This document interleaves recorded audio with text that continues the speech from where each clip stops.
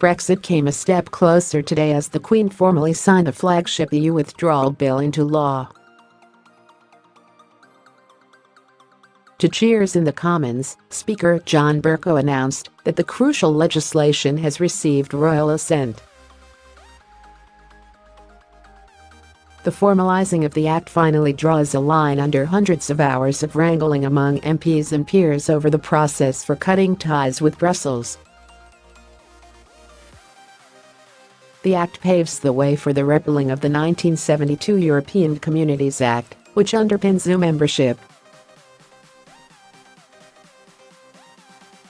It also gives ministers unprecedented executive powers to alter domestic legislation to avoid upheaval during Brexit.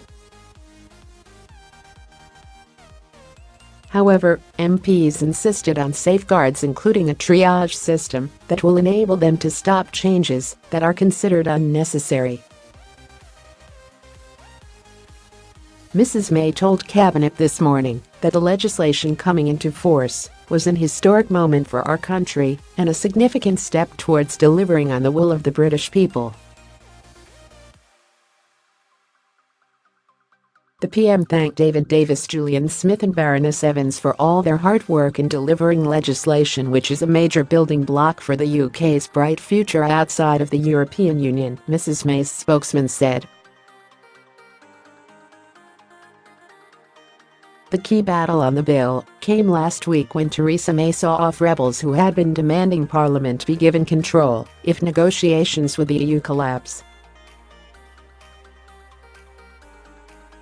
Mrs May had already made concessions including pledging a Commons vote on any outcome of talks with Brussels. And a threatened Tory rebellion dramatically collapsed when ringleader Dominic Grieve announced he would be voting against his own meaningful vote amendment.